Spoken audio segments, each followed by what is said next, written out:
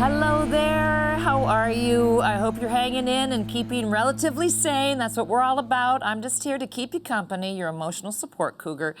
My name is Carla Collins. This is Carla Collins Rocks the Elmo, and oh, we in for a treat. This is when I sound particularly white, but that helps me because this gentleman always casts me as the white woman. I have the range of Fisher-Price walkie-talkies. So, my guest today is a dear friend and one of the most wonderful kings of comedy. He is also one of the most generous actors and comedians and authors out there. I tell you, he does it all. He dresses slick as shit. He's got a player walk like no other. You know him from so many TV shows, from so many movies, Norbit, and of course, House Party. He's been on Blackish. He's been on pretty much all the shows you see on TV. He does a morning show every single damn day from Toronto. I've tuned in for his morning prayers. Yes, I have. I didn't say I was a good Catholic. I'm just Catholic. And I've had the pleasure to share the stage and screen with him. The one, the only, except no others, Mr. Michael Colyar. Hello there. Whoa, whoa, whoa. What is that? Thank you. It is so good to see you. Oh, I miss you. I haven't seen, we did a virtual show, I don't know, back in maybe April or May. And you were so kind. And yeah, because I was on there just working it, doing your favorite bit where I do the white woman culturally appropriating the black woman at a club, trying to pick up the beautiful black man. And I know that's your favorite. It kills. It kills every time. You know? Hashtag truth. So how have you been doing? First of all, congratulations. I know you're in a Christmas movie. You're one of the few that did some filming during this pandemic for BET Films called Holiday Heartbreak. Yeah. Holiday Heartbreak is right there. And yes, it's my first time starring in a feature film. So I'm very excited about that, to be number one on the call sheet. And, you know, a lot of people have a tough 2020, but I'm not. You know, I'm having the time of my life. 2020 with the COVID thing coming and all my jobs being canceled, it made me have to scramble and figure out what I can do if I had to do it on my own. Right. So I'm creating all kind of work on Zoom and on StreamYard and on Instagram. So I'm doing a lot of video work. I am still going to some places and doing shows. But I'm very, very careful about that because I'm serious about this COVID. I don't play that. I wear my mask everywhere. I wash my hands 40 times. If you're on the phone with me and you cough, I hang up. I don't play. Yo, you can't take that risk. And I can't take that risk. But I just did North Carolina, Charlie Goodnights. And one of the comics, after doing the show, proclaimed that he could not smell or taste anything. Oh, no. So the next day he went and found out that he's COVID positive. Now, me, I bring my own microphone. I spray down the mic stand. I put my mic on. I put a condom on my mic. Yes. So I wasn't worried about it. But Well, my woman wasn't taking no chance. You used to do that even when it wasn't a pandemic. Like before COVID, I remember your condoms were all, your mics were always double condomed. You were in a hazmat suit. Like you were prepared. You got to do it because you got to stay healthy, man. As long as you stay healthy, you can do anything, you know? So, I mean, I'm having not a bad time at all. I do a morning show 5 days a week, 7 a.m. Los Angeles time. That's West Coast time. That's right. On YouTube.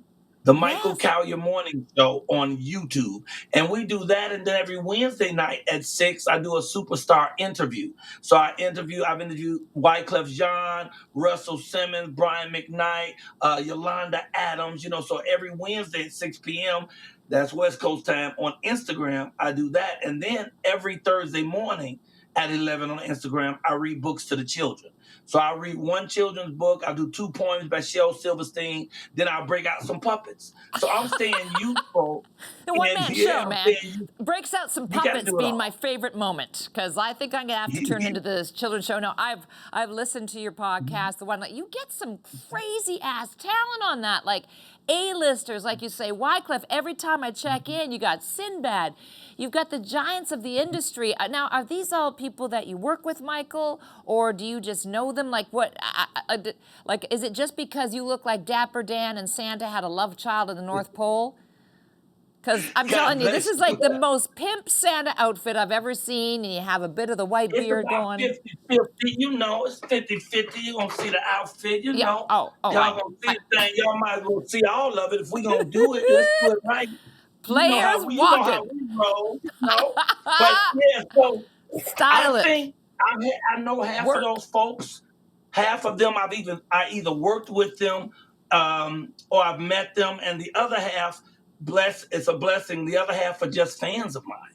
So it That's knocks me great. out when I call somebody who is a star that I admire and say, "Would you do my show?" And they say, "Man, we love you. We'd love to do your show." So I'm just being blessed right now. Well, listen, so this is a new show, Michael, and in case you've got new fans listening, I really want to I do want to bring up your origin story because it's one, I went to your one-man show, as you know. I met you a few years Yeah. ago in LA and blessed to work with you on stage, and we've had some great times. But I Mhm. was blown away because I did not know your backstory, and you literally went from crack to comedy. I mean, you Well, started, I went from comedy to crack oh, to you went from comedy. comedy to crack. Well, that one makes I sense. I'm started clear. with comedy, and that took me to crack, and then the crack took me back to the comedy. So I It's mean, really the circle of life. It's the infinity sign, really. it So, is. but you did start. You started performing. Now I think it was the streets of Chicago before you came to LA. Is that right? Ooh, look at you all doing your research. Oh, Yes, ma'am. I started on State Street in Chicago. yeah. So I did Chicago Street performance first, You ignore and that then call. You ignore after that call. yeah, oh yeah, I ignored that call. I can't pick it up, but that's my producing partner and everything. So if she hears I'm doing an interview, she gonna get it. But I can't just ignore her because I won't hear the end of that. So I started out with the street performing in Chicago, and then winter came, and what nobody trying to hit no jokes on State Street in December. So I drove out to California where I could do it all year round, and that's when I found Venice Beach, and ended up doing it there for like 9 years. So from '86 to '95.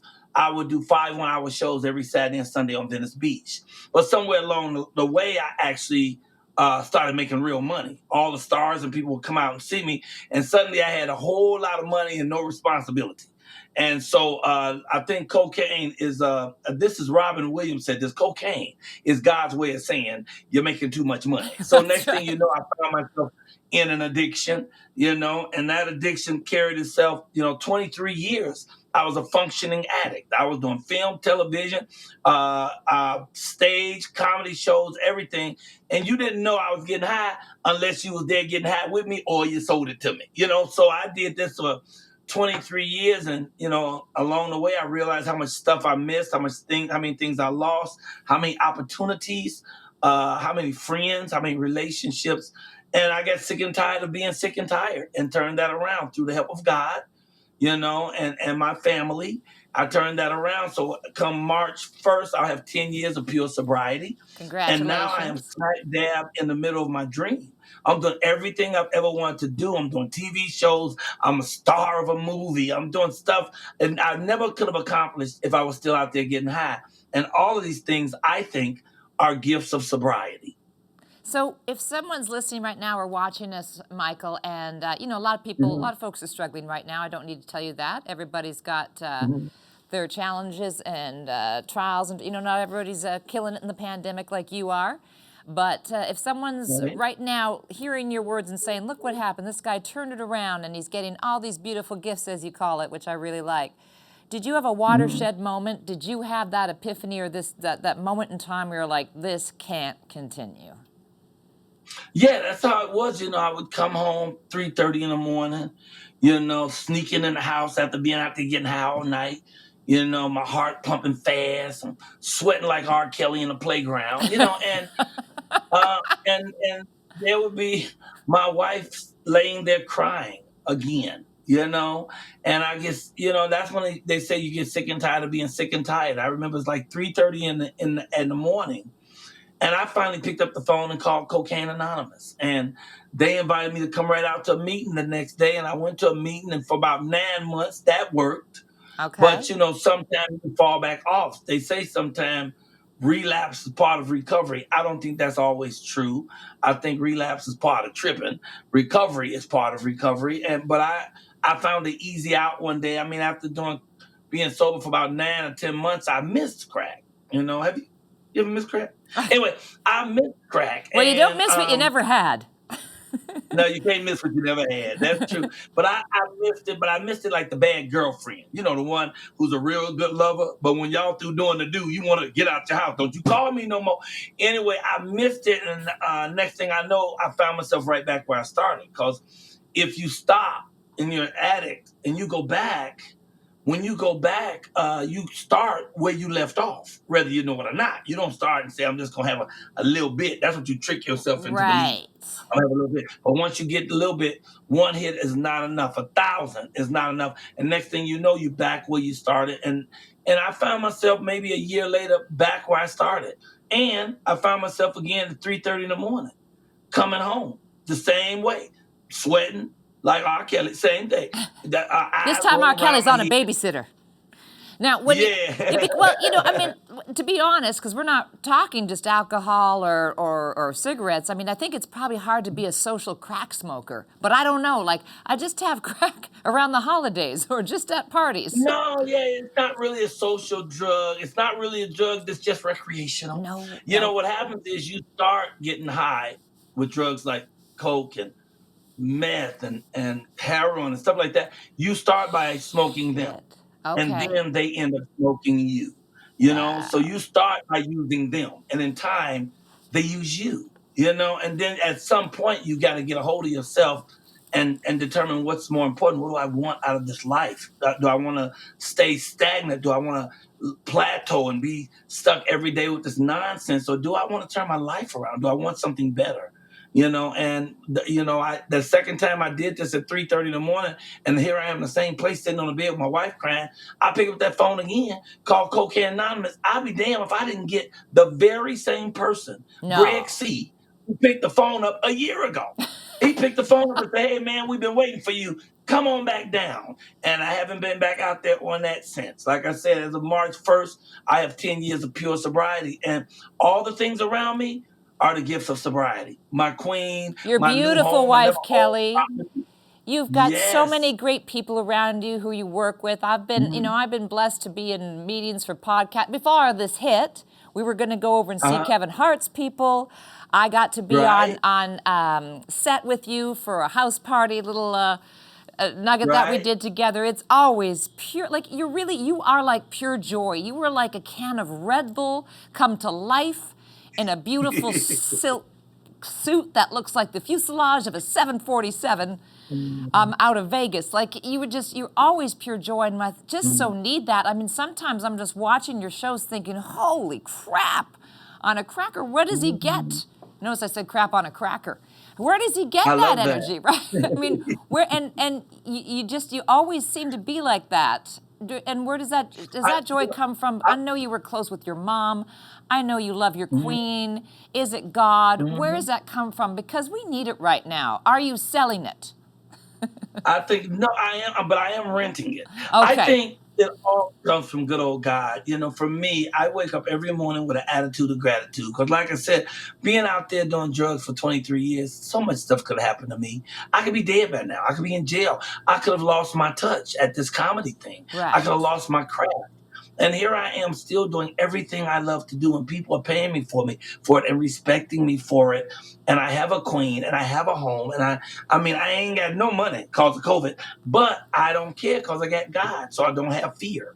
You know, so I think it's God. I think it's gratitude. We really have to live with an attitude of gratitude. If we wake up in the morning, we gotta say, "Oh joy!" One of my comedic friends, his people was calling me to say his father died, and it was such a tragedy.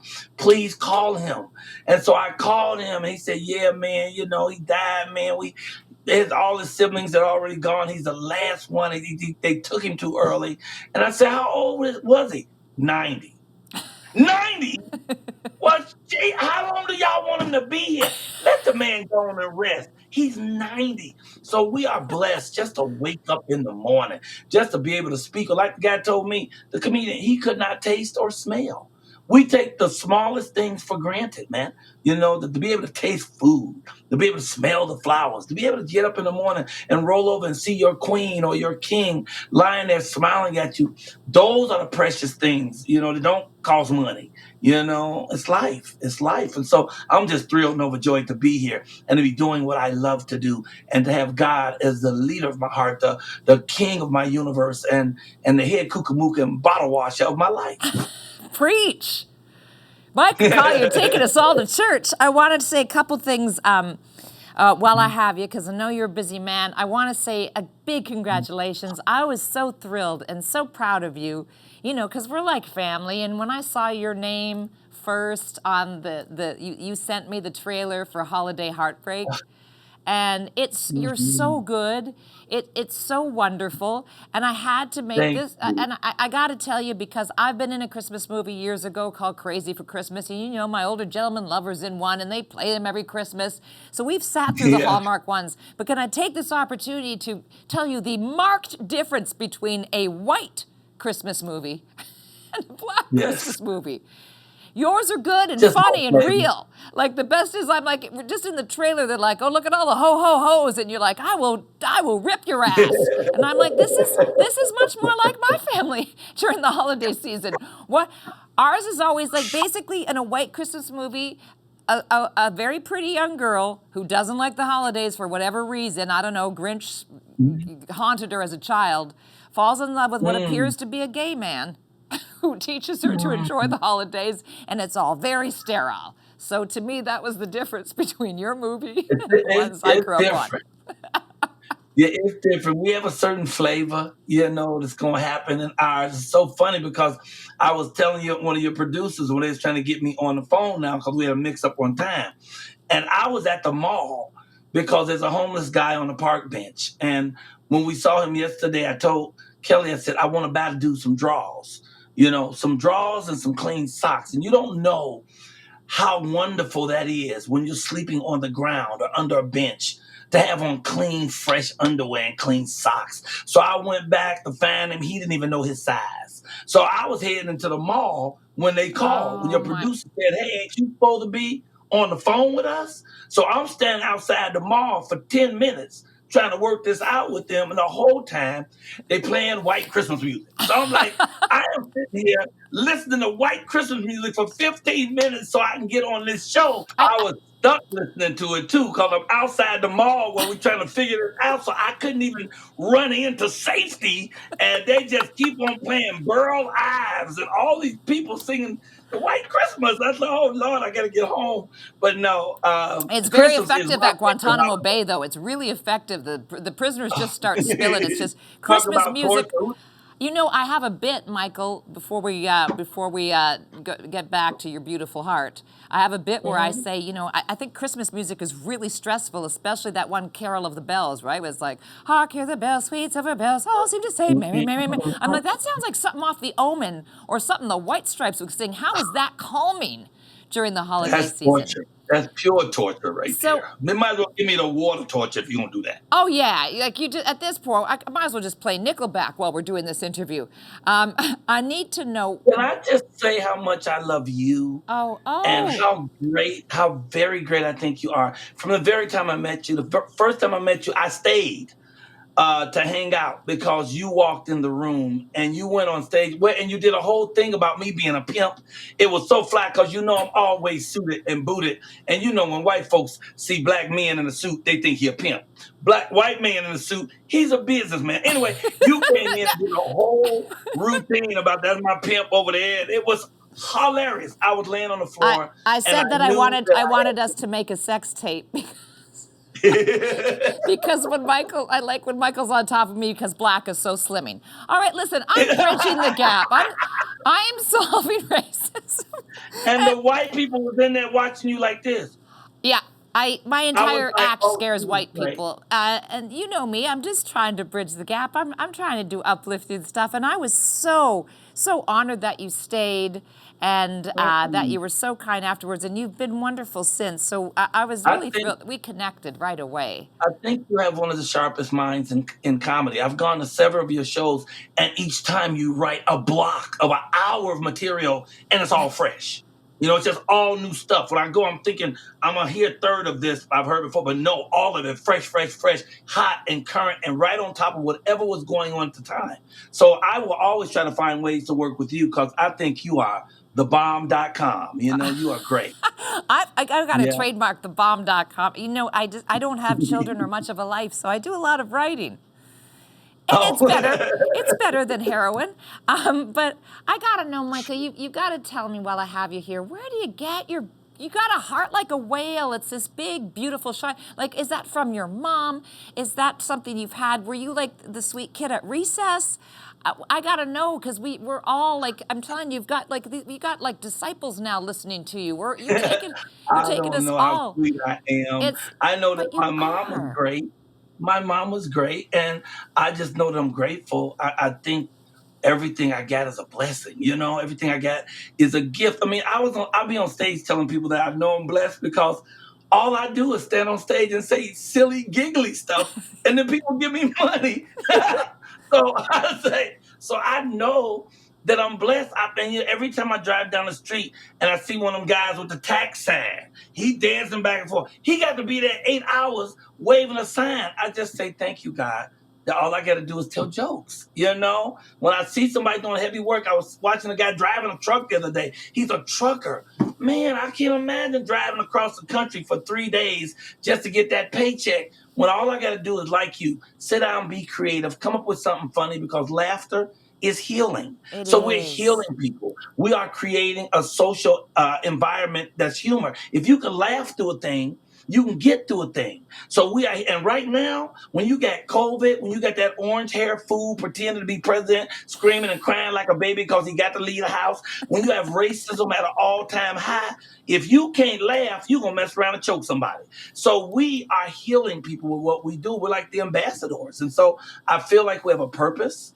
I feel like we have worth and value. And then they give us money. It's crazy. It's almost like we're working a scam, isn't it? Because we love to It's do it. almost a scam. I'm hoping they don't wake up and catch us. I think that I remember my mom saying that when you're happy, having so much fun and loving it, it's like you think you're going to be found out, like you're a fraud or something, because this can't be Mhm. happening, and I can't, and then I get paid because we do often do it for free, and we would. Do you think then for people listening, because as you said, we got a lot of stuff being thrown at us, right? We got A lot. world leaders where when the aliens land, we want to say, no, no, no, take us to your leader, because really, I will go through some Yeah. perhaps some anal probing if it means a higher Something's intelligence got to than be better than this. right. I don't know So, about the anal probing, but well, yeah. I'm saying that's how bad it is. Font is exaggeration, but and No, some of the fellows went, yes, anal probing. I'm yes, sorry, go ahead. I just got like 500 new viewers and more subscriptions with On with the that. probing. I'm sorry. So when people are dealing with all this, and then this layer of COVID on top of it, and financial strife right now for a lot of people, Mm. for most people, do you think laughter's the key? I mean, I think that bridges the gap with the racism and with the, everything is, we're so divided. We're divided with maskers and anti-maskers. Like, there isn't anything right now that doesn't feel like it's divisive. Would Yeah, you everything agree? is. Everything seems to be divisive and divisive. And the thing is this, though, you have to remember to maintain your cool within your world. And your world is inside this temple that you live in. Right. So if you maintain your cool in there, generally what's going on with you radiates to the people that are around you. Just like we always attract like kind. We attract Yes. things that's like us. People that are like us is what's attracted to us. You don't see crackheads hanging out with alcoholics. You don't see weed smokers hanging out with alcoholics. You don't see pigeons flying with eagles. Birds of the feather flock together. So I try to live a life that's about joy. That's about the power of laughter, knowing that I'm keeping God first, no matter what. Like first thing I do when I get up in the morning is I pray. Well, I brush my teeth first because I Okay. don't like to talk to God with a dirty mouth. No, you don't want But to then have I pray. halitosis when you're talking to the No, big not guy. not at a time like that when you got to talk to the Almighty.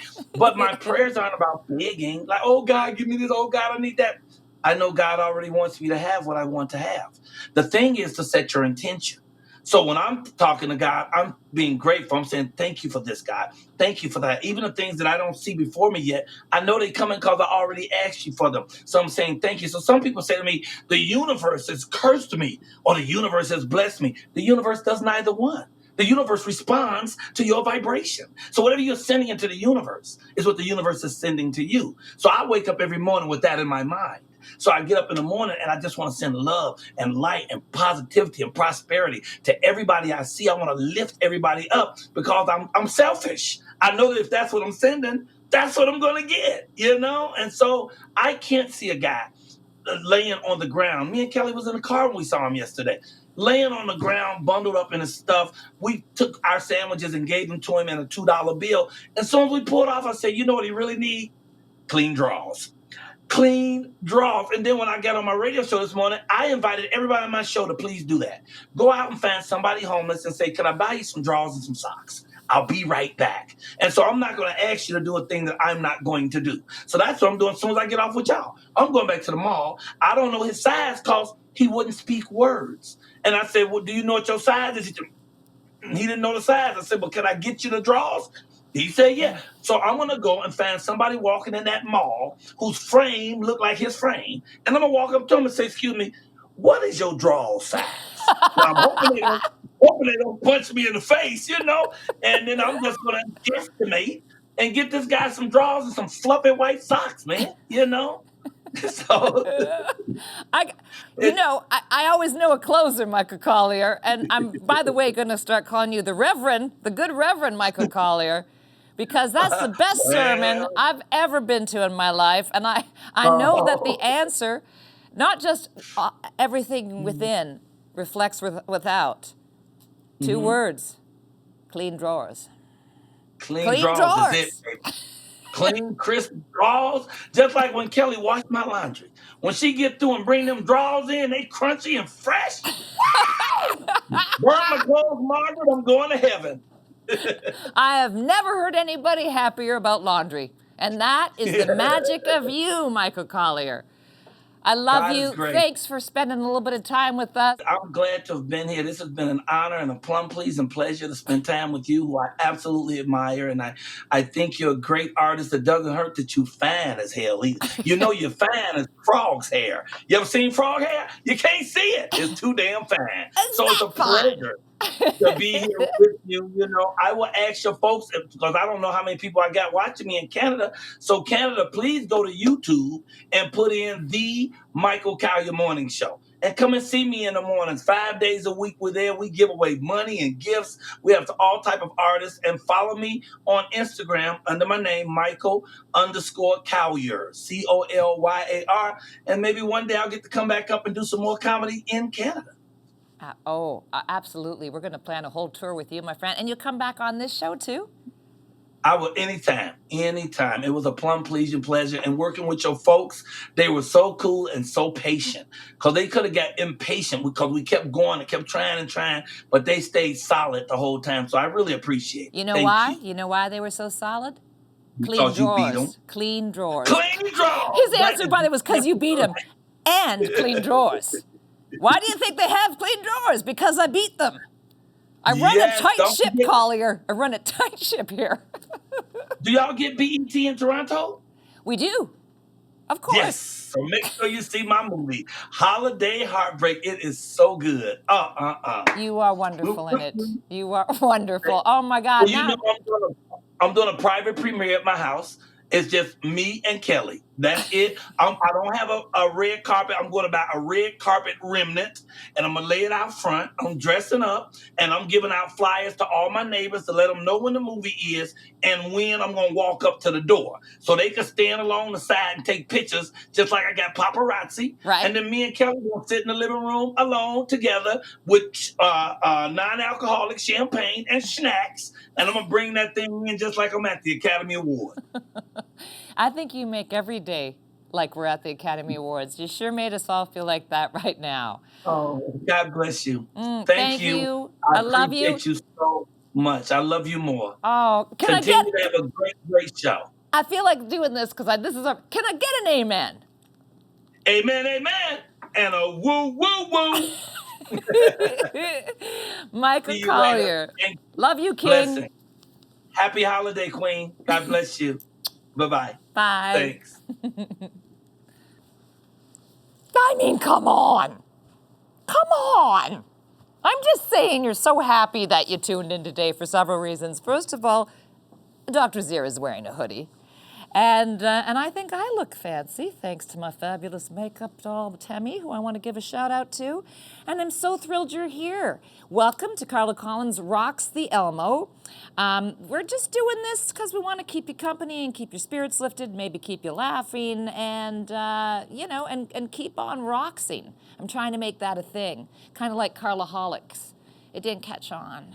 Just my mom really into gay guys. But guess who I have on the show tonight? I always say tonight. Well, when it's a late night talk show, which it's going to be. I have the one, the only, Canada's sweetheart. She really doesn't need much of an introduction. She's an inspiration, a phenomenal athlete, a spokesmodel, a coach. We're going to find out what she's been up to. She and I are just going to catch up, and you'll be like eavesdropping when a couple of gals have a bottle of wine, and that's all we're going to do. You're just going to get this raw. It's Elizabeth Manley, but she says I can call her Liz. How are you, gorgeous? Yes.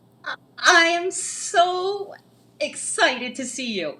It has been way too long. Way too long. I know. We were saying it's been since 2007. You and I were at a fancy schmancy event when we met. And I have to say, it's I'm talking to an icon. It's pretty cool. Oh, it really You're an icon, girl. You're an icon. I'm an icon in just a back alley kind of way, but like the people who couldn't afford a real icon for the holidays. And so, of course, I think everybody's familiar with your story, but for new listeners, right. I noticed that I know you're the gal who was the big hero in Calgary, '88, and then you've been skating and touring and. Look at that! Look at that behind you. I know. I love the fact that you look the same too, which is amazing. You just have glasses on. You look like the alter ego. Like the office version of your superhero is what you look like, Dawn. I know. It really sucks getting old. It's like my eyesight is going, and I was always proud. I was the only kid or person in my family that wasn't wearing glasses, and now I'm wearing glasses. So. Whatever. You know what? That's it's one of our many parallels. I'm the only Collins who doesn't wear glasses, and I mean from Jump Street. Everybody else had them when they were a kid, and I still don't, but I do wear these. So it's either going to be some stylish nudie glasses for me or Botox. Well, you have a seeing eye dog, That's right. This is my my intuitive Chihuahua. So whatever I can't handle, she reads out loud to me. Yeah. Okay. No, it's been. I can't even tell you. I mean, since I've seen you, a lot has happened in my life. But for those who really don't know, I mean, the Calgary Olympics was a dream come true for me, but it wasn't an easy road, and I had one of these roller coaster careers, and I was really the first athlete to try to come out about mental health. And you being truly in were. The 80s, I was. But, Carla, the interesting thing was nobody was ready to hear it. The stigma was at its highest in the 80s. People didn't want to put Canada's sweetheart and mental health in the same sentence, so they weren't ready. So it was kind of brushed under the carpet for many, many years. And as verbal and as open as I was trying to be about it. But I'm just really blessed in my life today that I can talk about it. And I do a lot of professional speaking now on mental health, and I do a lot of work for the charities and the Royal Ottawa here in Ottawa. And it's just nice to be able to have a voice and to get that conversation going. So, Liz, I get to call her Yes. that. Shut up. You wish. Tell me, I mean, you know me. I mean, of course, I use humor as a tool for any trauma I'm going through. Why do you think, my ear is ticklish and my little ear thing popped out, but I need to listen to you. Why do you think that in the 80s, because I mean, now, of course, it's heroic. We're so much more open. We need voices. We're all being encouraged. There's the bell, let's talk. Why do you think in the 80s, which was a pretty loud and proud time, that when we had such a wonderful, really poster child, for advocate for everybody's suffering, because it's a silent killer, as you know, you're suffering and you think you're alone. Yep. Why was it, for the love of God, maybe I'm just being naive, why was it brushed under the carpet? I honestly, it's such a question that baffles me. And it even goes back to, I wrote a book called Elizabeth Manley Thumbs Up. And I told my whole story going through the depression, being diagnosed, losing all my hair, quitting skating, and feeling, you know, maybe back then I wasn't very quite open, but I was suicidal. I thought my life was over, and I was even afraid to say those words back in those days. So, but now today I'm very open about that. That I was a 16-year-old kid, bald, 50 pounds overweight. My career was over. My family was split up. It was my mom and me alone, and I was that kid looking at myself in the mirror at 16 years old and thinking the world would be better without me. And if I'm going through that, and that's kind of how I'm feeling, that I'm afraid to kind of, reach out a little bit or talk about it. That's where the stigma was. And I remember when I wrote the book, my father at the time, he called me. He was overseas with the Air Force, and he called me and he said, "Why would you want the world to know you had depression?" And that's coming from a family member. Right. And, But an so you older can male imagine. family member. Yeah, exactly. And I remember saying to my dad, Dad, if it helps one person, that's all that matters to me. I need to be able to get this story out there. And unfortunately, the book didn't do well, and all the proceeds to the book were going to the Canadian Mental Health Association. And I was trying to get it out there. And then what was really strange was when I got the final copy of the book, a lot of my story had been left out, and I was like, "What? Why? What's going on?" And they said, "Oh, people just aren't ready to hear some of the stuff, and we thought we would tame it down a bit." Holy shit. And excuse me, and that's the way it was taken. And I'm just a young kid, right out of the Olympics, 22 years old, and I'm like, "Oh, okay." I didn't know any better. Right. And And I my was thrown into God, I this. mean, you must have just Yeah, to have had your. I mean, I always think we all want to be heard, no matter what level of depression or anxiety we're feeling. And you finally right. take the biggest step, right? That first step is the hardest. You tell your Yeah. story because that's all. And even if we're okay, we want to tell our story. And then some bastard edits it or says, "No, I your know. story." People aren't ready for it. Well, exactly. And, and I mean, I was flabbergasted. I was like, "No, I'm doing this for a reason. I'm doing this so others don't feel alone. I want people to understand that even, I was, I hate saying this, but I was like an icon coming out of Calgary. What better voice Yes. to have grasped and said, "Wow, if she can have it, then that's okay. I can go for help." And that's what my initial goal was. That was my passion, right? And people were just, they just felt that they weren't ready for it at that time. And I hate to say this. This is getting pretty bold, but back in the '80s, when you talked about mental health, your first thought was, the loony bin or a straitjacket, or you're being put away. Right. Well, that's the old And timey thing that was portrayed in every movie. exactly, And exactly. we What always was that take movie with the two girls? It was awesome. Thelma and Louise. Winona Ryder. No, no, it was with Winona Ryder and Girl Interrupted. oh And yes, Angelina Jolie. Yes, yes. Girl Interrupted. Yes. Yeah. And that was a fabulous movie. I mean, that was, so good, that movie. And, but that's what you think when people are suffering, they're going to be thrown into an institute, Right, or they're going to be you know? medicated, or they're going to lose, like they won't be able to make their own decisions, or it's, Exactly.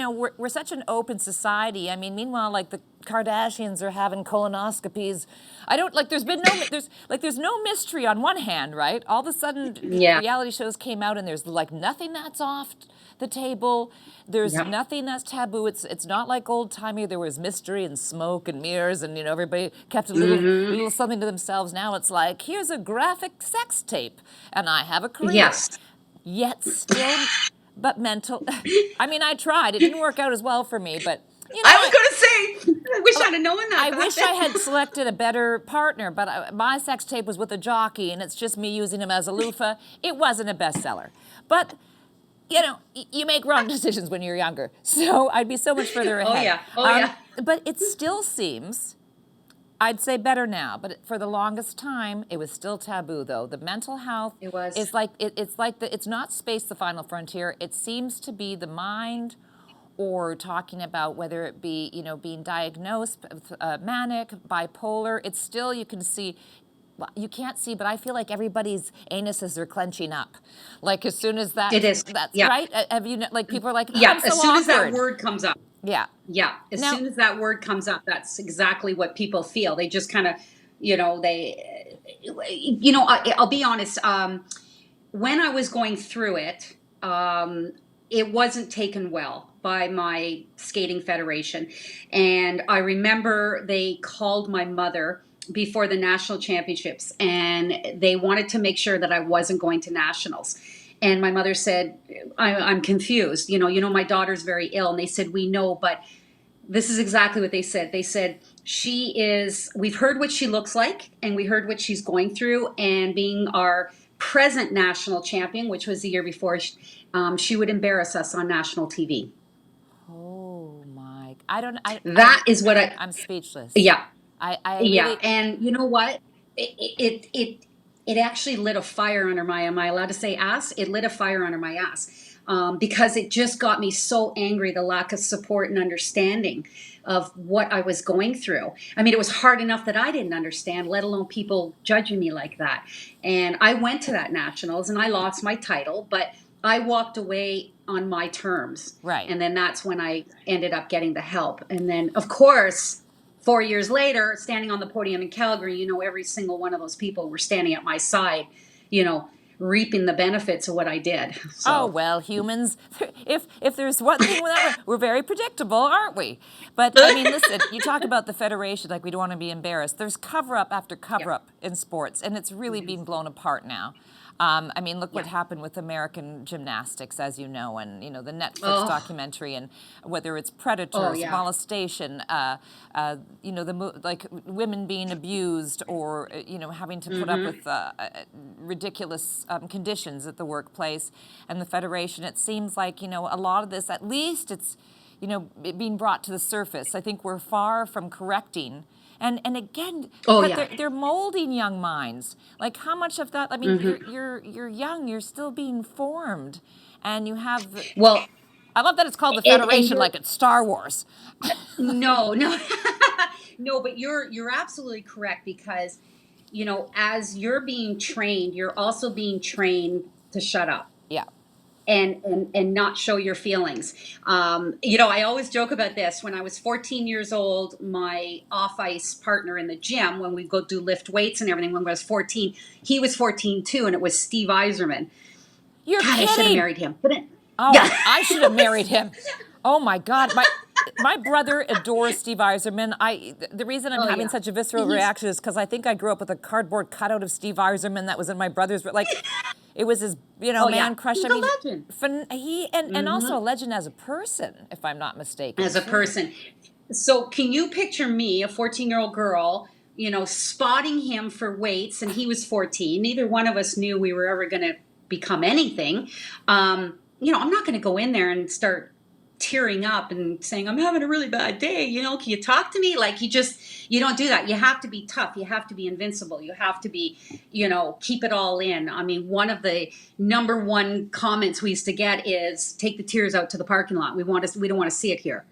And, so it was like, there was never really a safety net for athletes in those days to have emotional breakdowns or feelings or fears or whatever it might be. Or thoughts. Now, I will say, or thoughts, exactly. But I will say, as far as in the sporting world, it's come a long way. Like, they have so much now in place because of, like you said, the gymnastics, everything that's been going on. I mean, everything is an open book now, and they've got to take it serious now. Well, yes, and it was so wrong for so long, and really thanks to trailblazers like you, or whistleblowers, or brave young women who, people at 12, 13 try to talk about things, and it's like, well, you've imagined it, or there's politics, or there's so much money involved that, I know. I mean, we know how the world is run, but I want, I think what's really happening, and I could be wrong, but I always think about the triangle of mind, body, and soul, and that they all have to be weighing in equally. And I think for Absolutely. athletes, right, there's such an emphasis on body because that's your machine. Exactly. And the intellects are, they're in an ivory tower and just stay by your computer, nerds, and solve the world's problems. And soul, we think of there's a hermit or a monk on a mountaintop chanting, as opposed to it all working, as I say, my favorite three-way. And I feel like that's coming together more like a symphony now, right? Instead of individual instruments. Carla, I've in the past year and a half, I have completely taken almost a spiritual way into living, a balanced way. I am a certified life coach now. I'm a certified Reiki instructor. Right. I'm, for the first time in my life talking to you, is I can honestly say to you, I'm figuring out who I am. Because I've lived in this character. I've lived in this girl in a pink dress with a cowboy hat that took the world in '88. You know what I'm saying? I've lived in that image, and I've had to be that image, and I haven't been able to be me and be normal. And it's taken a lot of work on my part to go through the journey of figuring out who I am. Because suddenly I don't have my mom to turn to anymore. I don't have my dad to turn to. I know. My husband, he's busy. I don't want to dump a load of stuff on him, and which I do. But we don't want to, but we're going to.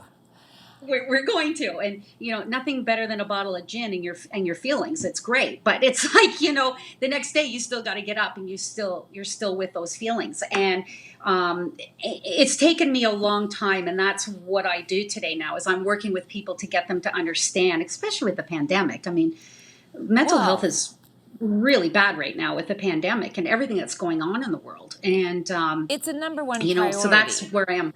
It really is. And I have to say, I have many other questions, but I just want to, it was so, it was kismet because, this is a new show. And when we talked about, here's the Elmo, the beautiful Elmo combo, this iconic, I literally played 2 shows here the one week it was open in September and got to know Michael Weckerly, the owner. And so when I call him my gay fiance and I, Michael Webb, we said we want to do this podcast, web series or TV show.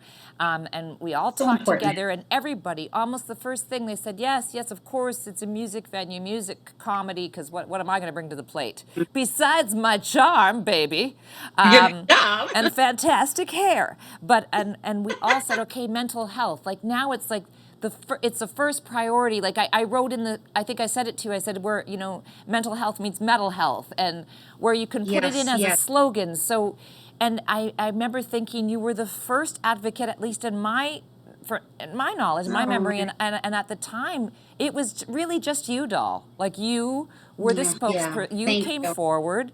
You were the pioneer for getting this conversation going, and we all owe you a deep, deep debt of gratitude for that, because it's never easy being the first.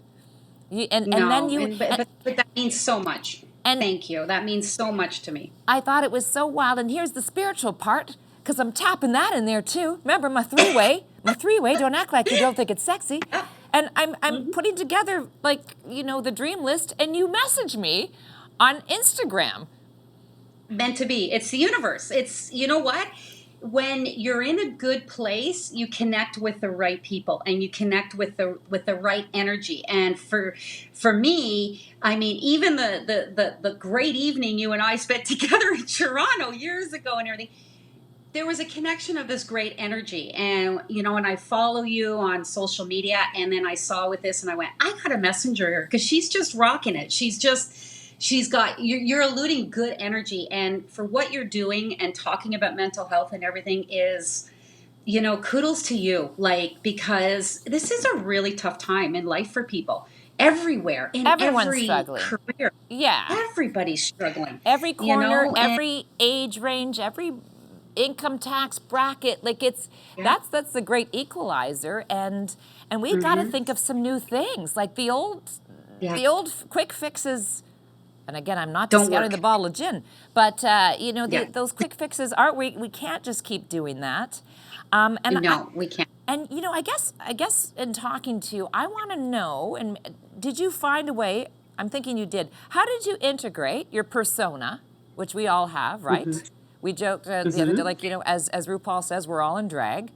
So your persona Yep. of in the pink dress and the cowboy hat and adorable and America's, I just want to hug you and squeeze you and call you George, and the woman you are today. How, did you find a way to weave a tapestry of the two so they can live together in peace? They absolutely did, because personally for me, I actually went to work with an amazing life coach, and she kicked my butt, and the first thing she said to me is, "You're Elizabeth Manley, like, wake up. You have so much to offer and so much to give." And she was the one who convinced me that I would make a great life coach. And then that's when I actually went and got my certification and everything.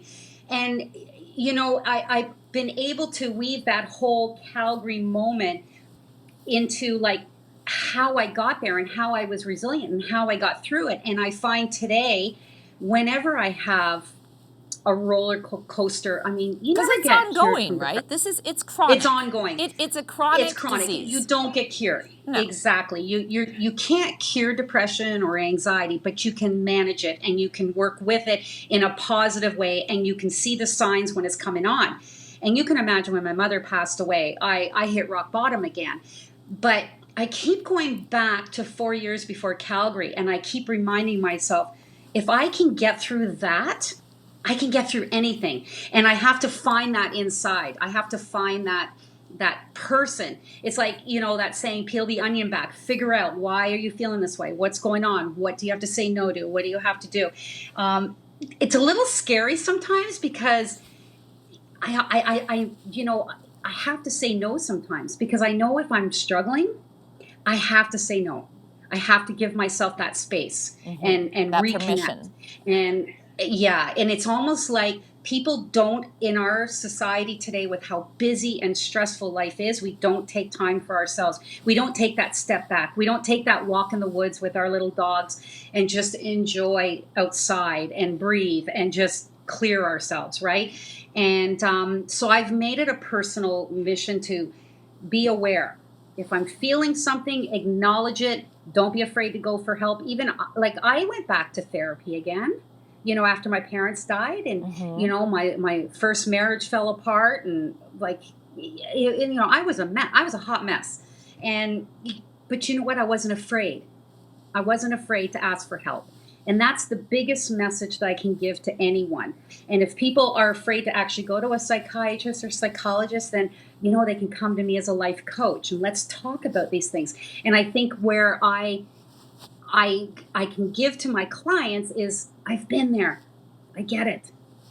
I've been there more than once. And Carla, you know what it's like to be in that entertainment world where you're on stage all the time and there's expectations of you and stuff. And it can really take a toll on you. It really can. It's not about us anymore. It's about how many tickets are you selling at the door? What kind of crowd are you going to draw? It's all about that. It's not about you as a person. And I think that even extends to so many other métiers, not just because we're all performing, and there's always that expectation, and we feel like we always have to be on because 24/7 people can get a hold of us, and it's social media, and take a selfie. It's like, oh my God. It's true. It's like, especially as we get older, we really need to not be afraid of change, not to be afraid to step out of our comfort zone and to move into areas that we might not have ever thought we would be doing. Like, I literally have changed my career every 20 years, and it's scary. It's huge. It's like, there's that time where you kind of go, oh crap, am I doing the right thing? But you have to be patient. If it's in you and you have the passion and you have what it, that serious soul wrenching, I want to do this. Right. You got to go for it. You got to listen to it. You got to go for it. You do, and I mean, like, life is short, and it's to take risks and do the unknown, and because you don't want it to get boring, and you don't know how long we have. Tomorrow isn't promised, exactly. So, typically, I'm going to do something a little different, and typically I say, okay, so we're going through this pandemic, and you're a life coach, and what would you say, and what's your inspiration? But I'm going to switch it up a little bit with you. If people have been listening and watching this, they know, and I believe this is what bonded you and I think very quickly that night was we were both very close to our moms, and Yes. and you recognize that in people, and you know, for me, she was my soulmate. Like she was really, I think that was my person this time around, and I was very blessed. So I'll do some soul bearing. I don't think, I mean, other than the average bear, like of course we all deal with downs and highs and lows and depression, but for me, I feel like grief has kneecapped me, and I think I Yeah. have a handle on it sometimes, but it's quite a bitchy mistress or a demon. So and I know that grief can either trigger, because it's part of the circle of life. It's It going to is. happen, right? It's as sure as I know. taxes. And the Yep. stage helps me a great deal. I do a lot of jokes about my mom and even about death, because to me that takes the fear away. But as a life coach, and if I'm being perfectly honest, and I don't want to get emotional, but I'm still really struggling with it. Yeah. So, And you know what? I am too. And I had an epiphany just the other night about somebody was trying to ask somebody what infinity really meant, and the comment that I heard this person say was infinity is true love, and it lasts forever. And I think your relationship with your mother and my relationship with my mother is the perfect terminology of what infinity is. It's because it is an unbreakable love and it'll never be gone. And it's with us forever. And you know what? It's I cry every day still. It's been 10 years. And wow, yeah, because it's mine's been 6. yeah, and I, and I wish I could tell you you're going to be fine. You're not, life goes on and you're going to be okay. But when you have such a closeness and such a infinity with somebody, it's going to be with you forever. And when I work with people that are grieving and everything, you can imagine it's difficult for me because I still grieve after 10 years with my mom. But it's almost like we have to refocus to the good memories, and not what could I have done more. That's where we get stuck in grief, is like, did I do enough? Could I have been there more? Could I have spent more time with her? Could I have done this? Could I have done that? We start analyzing the entire relationship, and then that gives us that grief and that fear and that, you know just wish we could start all over. That's where that comes from. And it's really hard, but when you get to that moment, you've got to just convert to the good times, and what you were able to do with her, and the life you were, able to share with her or give her. And that's what I do. Like, my mother did cartwheels for 3 days when I moved to Vegas because she had her winter home. And she loved her slot machines. And so Win those win. are the time. Yeah, exactly. She just loved it, right? And I remember my mom sitting at slot machines with this big smile on her face and just having so much fun. And she'd spend days in the casinos, like just crazy, crazy, gambler mom. And those are the memories that I hold. And but you're still gonna have those moments where you cry yourself to sleep. And you know what, Carla? That's okay. That's what you got to get those emotions out. You have to feel it. And and the reason that you experience that is because of the love and the connection that you had. And you just got to remember all those good times, and that, we're going to see them again at some point in our, down the road. And we just have to grasp onto that. And that's really the part. But you have to allow yourself to do that. It's the people that hold it in and don't cry and don't let themselves just be a blubbering fool in a bottle of wine and crying and, talking about them and missing them. That's healthy. You got to get that out. And, and then you can move on. But, I always say this, I know my mom's looking down and she's proud, to see the direction I've gone in. And that is what keeps me motivated. That's what keeps me going And we want to is, honor them, right? Because, I mean, I think with our oh, mothers, they would absolutely. kick our asses if they thought we were just in the fetal position. And I know. with myself, and this is really like a new epiphany. It's just a little wee baby epiphany. I'm just starting to have it. Hmm. I'm in the first trimester of this epiphany, if you will. Is that how lucky are we that we miss someone? because that's the double-edged sword of the kind of bond that we were blessed enough to have. So Absolutely. many people don't have that. So sometimes I almost yearn for that because you just want to be comfortably numb or in that comfort zone, like, well. Exactly. And we have it Exactly. because we had that extraordinary Hmm. closeness. So Relationship. yeah, I always think there's always two sides to that sword, Yeah. and so I'm just grateful that that I'm not heartsick over anyone who isn't a dog. Well, and that you had that life with her, that you had that experience with her. I really never had a really great relationship with my father, but I never left his side during his illness. My father had Alzheimer's, and I remember I did an overnight shift with him in the hospital because we were family, we're taking shifts. Right. And I knew my dad was in a semi coma, and I remember saying to him, I'm your little girl, and I know we didn't have that typical father-daughter relationship. He was always quite jealous. My parents divorced when I was very young, that I had such a great, connection with my mom.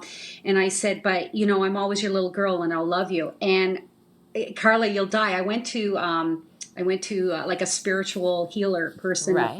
like a month ago, and as she was working with me, she said, "Oh, your father's here." I went, "What?" Went, "What? My father's here?" And she goes, "Yes, he's holding your hand right now, and he wants to say thank you for forgiving him." And I just went, "Wow!" Like I just Well, because that's the bursted other into magic ingredient right there. It's yes. forgiveness. It's forgiveness. It's forgiveness, and it's being able to, honor them, like you said, honor Exactly. them. And I got tattoos all over my body honoring them, but it's like, I just got no. Listen to this. I just got my yeah, tattoo for my mom. ah, And I what got is Le it? Petit Prince, the Little Prince, because that was her favorite book and our favorite, because my mom was French. Well, is she still French? I'm Yeah. sure in heaven. At least that's the wine she's drinking. Ah, So yeah, yeah. so I got the Little Prince, but yeah, and I feel like that helps, and I love looking down and It does. seeing the little guy, and knowing that that's for my mom. And by Hmm. the way, it was the same thing. I had more challenges that I keep joking about my daddy issues because it was a little different. We don't have time for that now. That's a whole other show. But whenever I'm with the spirituals, because I keep waiting for a sign from my mom. I keep wanting, a glass of wine to pour itself, or her to come to me and just, I want something Hmm. monumental. By the way, I'm being a child about it. I want that big sign. Hmm. And someone said no, because you had such a great relationship. You left it all on the table. There's nothing more Yeah. to say. But just like you, my dad keeps coming through. They're like, your dad's here. I'm like, I bet he is.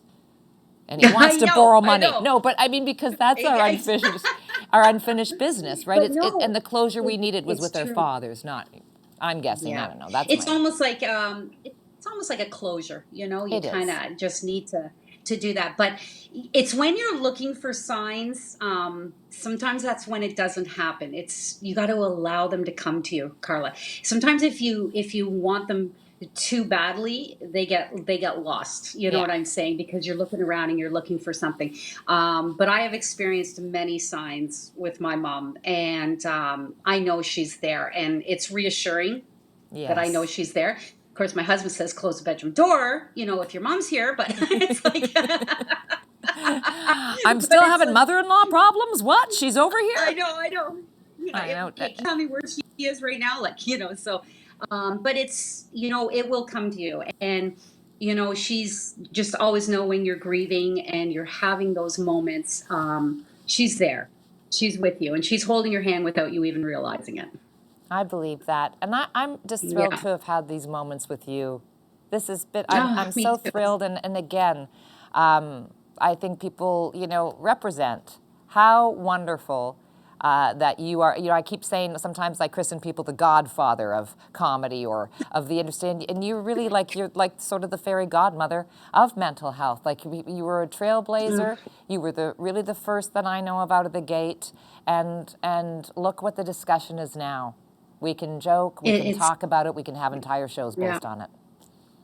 Because of you, I madame. I wanted to share Yeah, I wanted to share one thing with you. Last year, I was awarded this award here in Ottawa called the Inspiration Award, and it's the highest mental health award that a recipient in Ontario can receive, and it's from the Royal Ottawa. Well, it's actually Canadian, Oh, and when I was award last year in front of 1,200 people, it was a day before the lockdown, and I was with 1,200 people in a banquet hall. Oh my gosh. But I have to tell you, I was more emotional even than it was the Olympics, because I felt like I'm being heard, and I felt like it, all this effort and all this passion I have to help people and to be there and to, you know, be a part of this new, like you say, that we have the conversation and we're on this journey of mental health now. It was a gold medal for me that night, and that was the most rewarding experience I've been through. It really was. Because that's all we want. We want to be heard. Yeah. And nobody We wanna be edited your hap- story that time. Nobody told you to brush Ex- under the carpet. Nobody said, please don't show up to the nationals. They, in fact, you were honored and celebrated. So Yeah. nice. I think that's a good. I mean, not like you were plotting revenge, but I think that's a pretty good twist.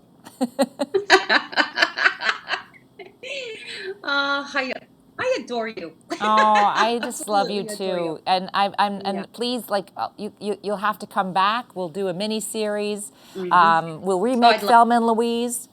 We've got a lot of plans, and please say hi to your lovely husband, and thanks for spending this time I with will. us, Elizabeth. I And will. if people want you Well, as we a life do have. coach, and who wouldn't, how do we get a Ah, hold of you? so it's Life Coach Manley 88 at gmail.com. And all my social media is Liz Manley 88, and you can find that email and my contact information through social media as well. So Life Coach Manley 88 at gmail.com. And I'm actually doing a little holiday cheer up. I'm offering 25 free 30-minute sessions to people for the holidays, Oh, that's just to kind of fabulous. help them. Yeah, just because families aren't going to be together this time for holidays, and there's a lot of people alone out there, and so I just actually have done that over the last couple of days. So feel free, anyone, to reach out to me during this time and see if I can help you. No one's going to re-gift the gift of sanity and peace. Exactly. All right, thanks. So I call myself the emotional support cougar, but you're the goddess. You're the goddess, Liz Manley. Oh, thank you. You know what? You're going to be great. You're going to be fine. And if anyone understands, your emotions with your mom and things like that, and just take it day by day. Don't look too far ahead. I never do. I try to be like a dog, right Yep. in the moment. And if I Yep. have trouble, I'm taking advantage of the free life coaching. Who's kidding who? You know me, I like a good deal. Exactly. All right, doll, thanks so much. We will talk I again. love you to pieces. Love you too. Mwah. Yes. Ah, okay.